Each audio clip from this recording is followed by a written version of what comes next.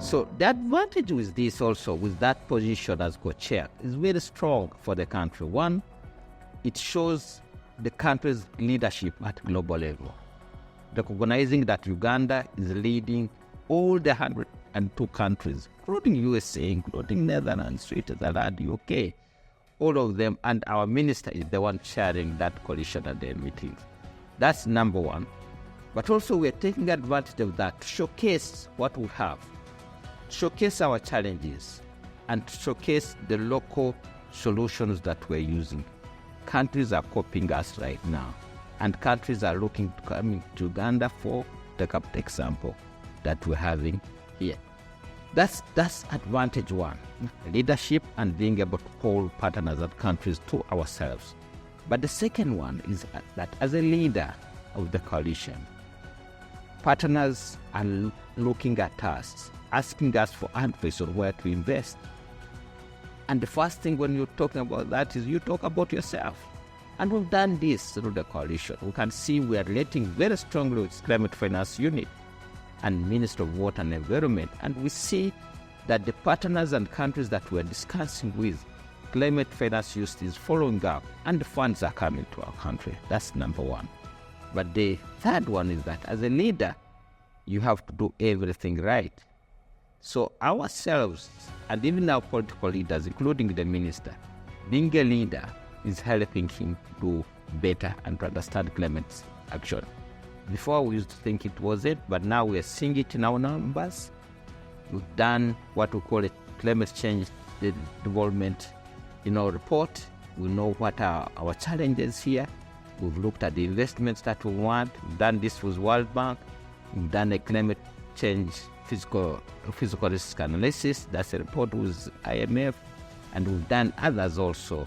We are currently working on a program that is looking at debt.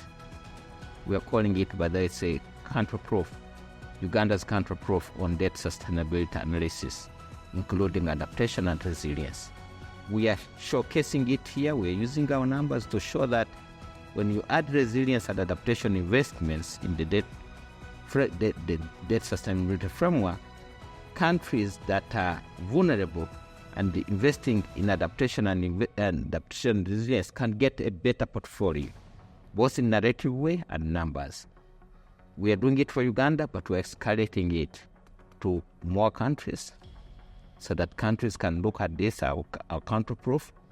Not stopping there, we are going to put the tool that we shall develop an open source, and many countries will be able to take it up.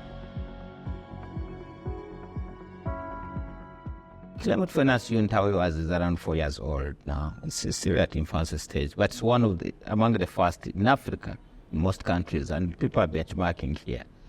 And it came about because of some work that we started really. Ministry of Finance, how can we get more engaged in climate change action, especially in making sure, because we do have plans. We have what we call NDCs, National Development Contributions. These are global commitment, but they have actions. Then we have national adaptation plans. They also have actions. So until these plans fit within our national development framework, they cannot be funded. That's number one. But also until they receive funding, they cannot be funded. And the other one is if you do an NDC like the one that currently that has expired recently, which shows 28 billions, and we say we can only provide 24 is coming from somewhere else. Realistically, we find Minister of Finance must get involved strongly. And when we go to UNFCCC, the proposal has been there for a long time. Countries should have a climate finance unit within Ministry of Finance, and it wasn't being, because of the difficulties and this. So until then, we started climate finance unit as a ministry. One, the main objective is to ensure we raise funds for climate action. Two, to ensure that funds are well spent, monitored, reduce duplication, and used by the right beneficiary. And this is the role of climate finance. They are doing a great job right now. They've already produced a plan for climate finance in the country. They've done a taxonomy. A taxonomy is because we're trying to put in private financing. So taxonomy is a catalog, of investments that are considered to be green, so that you can receive funds.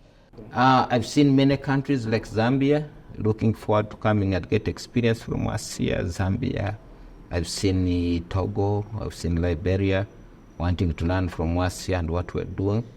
But good enough, we also have peers around here. Rwanda has one, Kenya has, so we can compare very well. And we are doing well.